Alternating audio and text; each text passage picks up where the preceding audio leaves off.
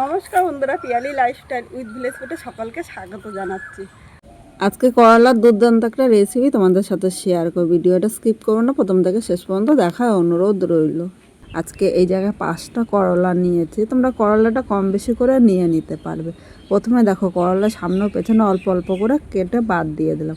এবার এই করলাটা মাঝখান থেকে এইভাবে আমি দেখো 4 পিস করে নিয়েছি। পুরো করলাটা কাটিনি কিন্তু। এবার ভেতরে করলার যে দানাগুলি আছে দানাগুলো কিন্তু আমি কেটে বাদ দিয়ে দেবো, কারণ দানাগুলো আমার ভালো লাগে না। তোমাদের যদি ভালো লাগে তাহলে তোমরা কিন্তু রেখে দিতে পারো। এইভাবে দানাগুলো আমি পরিষ্কার করে নিয়েছি। একইভাবে আমি সব করলাগুলো কেটে নেব। এখানে করলাগুলো আমি ছুরি দিয়ে কেটে নিচ্ছি। তোমাদের যেরকম সুবিধা সেইভাবে কিন্তু কেটে নিতে পারো। তোমরা এইভাবেও কাটতে পারো কিংবা বটি দিয়ে, যেরকম তোমাদের সুবিধা। এইভাবে দেখো সব করলাগুলো আমার কাটা হয়ে গিয়েছে। তোমাদের আরেকবারও দেখিয়ে দিয়েছি। প্রতিটা করলা দেখো কি সুন্দর ফুলের মতো হয়েছে। এবার এখানে আরেকটা পাত্র নিয়ে নিলাম। এর মধ্যে এখন আমি জল নিয়ে নেব। দেখো এই জায়গায় আমি একটু জলটা পরিমাণে বেশি নিয়েছি।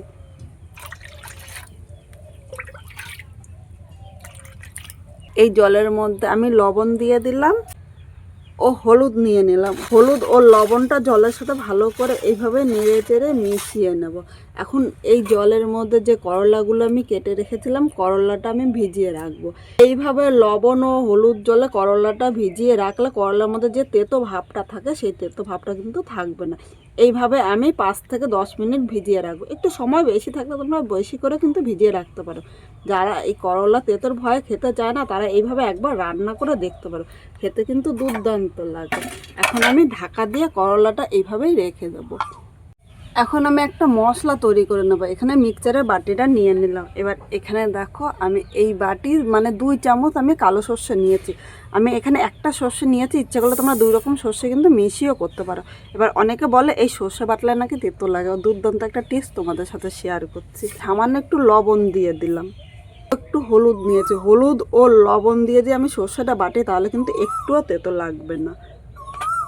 এর সাথে আমি 3 কোয়া আদা নিয়ে নিলাম ও 2টো কাঁচা লঙ্কা নিয়েছি। তোমরা ঝাল যেরকম খাবে সেই হিসাবে দেবো। প্রথমে আমি জল দেবো না, প্রথমে আমি শুকনো বাটবো, তারপর কিন্তু আমি একটু জল দিয়ে একদম মিহি পেস্ট করবো। তাহলে সর্ষেটা কিন্তু একদম মিহিভাবে বাটা হবে। এবার চলো আমি সর্ষেটা বেটে নিয়ে আসছি। বন্ধুরা এখানে সর্ষেটা একদম মিহি করে বেটেছি আর বেটে একটা বাটির মধ্যে নিয়ে নিয়েছি। বন্ধুরা 10 মিনিট পর চলে এসেছি। এবার দেখো জল থেকে এইভাবে জল ছাড়িয়ে আমি করলাগুলো তুলে নেব। আর তোমাদের কাছে যদি প্রথমেই বলেছিলাম সময় বেশি থাকলে একটু বেশি সময় রাখবে, কারণ এই হলুদ লবণ জলে ভিজিয়ে রাখলে কিন্তু একটুও তেতো লাগবে না। যারা তেতোর ভয়ে করলা খেতে চায় না তারাও কিন্তু ভালোবেসে খেয়ে নেবে। মূল রান্নায় চলে এসেছি। এখানে কড়াইটা বসিয়ে দিয়েছি। কড়াইয়ের মধ্যে আমি সর্ষের তেল দিয়ে দিলাম। এই রান্নাটা কিন্তু সর্ষের তেলে বেশি ভালো লাগবে, তাই তোমরা চেষ্টা করবে সর্ষের তেল দিয়ে রান্না করতে।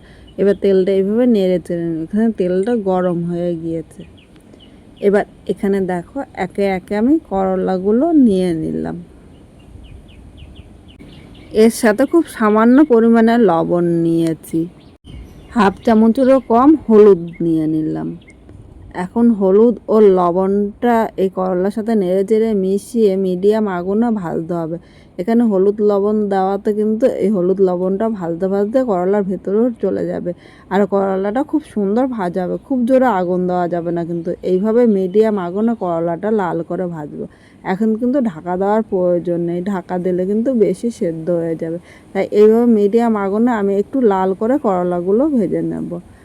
এইভাবে যদি আমরা করলাটা ভেজে নিই তাহলে কিন্তু একটুও তেতো লাগবে না। অনেকে তো অনেক রকমভাবে খেয়েছে, একবার এইভাবে রান্না করে দেখতে পারে, খেতে কিন্তু দুর্দান্ত লাগবে।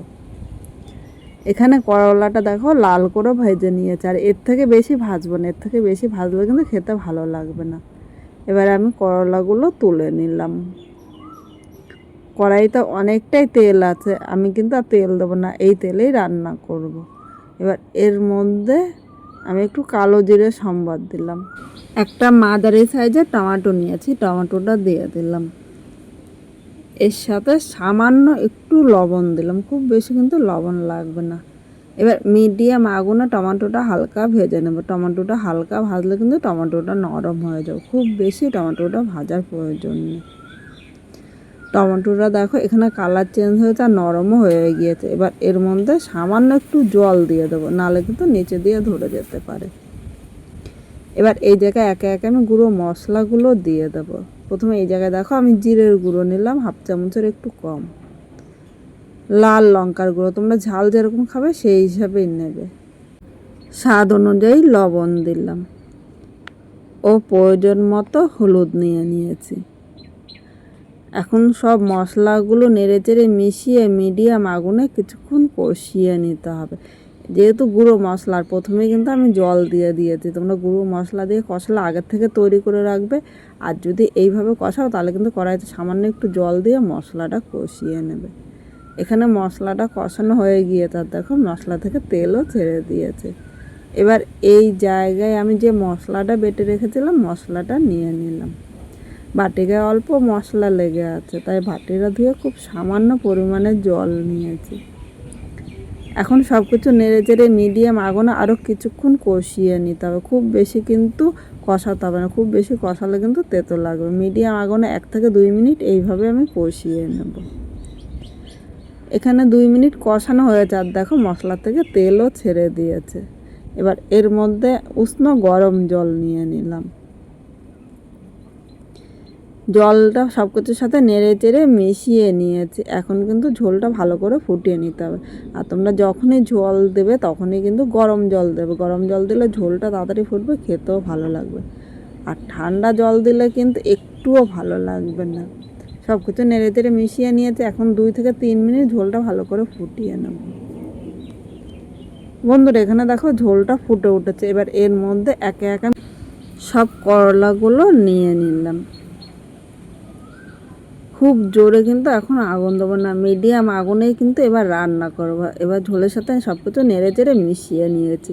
এখানে কিন্তু খুব বেশি ঝোল দিইনি, কারণ করলাটা কিন্তু আগের থেকে ভেজে নিয়েছি, তাই খুব বেশি ঝোলের কিন্তু প্রয়োজন নেই। এখানে যেইভাবে ঝোল রাখবো তার থেকে একটু সামান্য বেশি নিয়েছি। এবার ঝোলটা ভালো করে ফুটিয়ে নিয়েছি। এখানে দেখো করলাটা কিন্তু হয়ে গিয়েছে। এবার এই জায়গায় সামান্য একটু চিনি দিয়ে দিলাম। যারা মিষ্টি পছন্দ করে না তারা কিন্তু এই মিষ্টিটা স্কিপও করতে পারো। এবার এই চিনিটা এর সাথে নেড়ে চেড়ে মিশিয়ে নিয়েছি আর 1 মিনিট আমি রান্না করে নেব, তাহলে চিনিটা কিন্তু এর সাথে খুব সুন্দরভাবে মিশে যাবে। 1 মিনিট পর নামিয়ে নিয়েছি। আজকে খুব সাধারণভাবে এই করলাটা রান্না করলাম। তোমাদের কীরকম লাগলো কমেন্ট করে জানাতে কিন্তু ভুলো না। নতুন কোনো বন্ধু এই ভিডিওটি দেখতে আসলে ভালো লাগলে একটা লাইক শেয়ার কমেন্ট করো, সাবস্ক্রাইব করে পাশে থেকো, যাতে নতুন নতুন ভিডিও আপলোড করলে সবার আগে নোটিফিকেশন আপনার কাছে পৌঁছিয়ে যায়। এইভাবে করলাটা একবার রান্না করলে যে খায় না সে কিন্তু চেয়ে চেয়ে খাবে, আর সে কিন্তু বলবে এইভাবেই রান্না করার জন্য, কারণ এটা খেতে কিন্তু এতটাই টেস্টি হয়।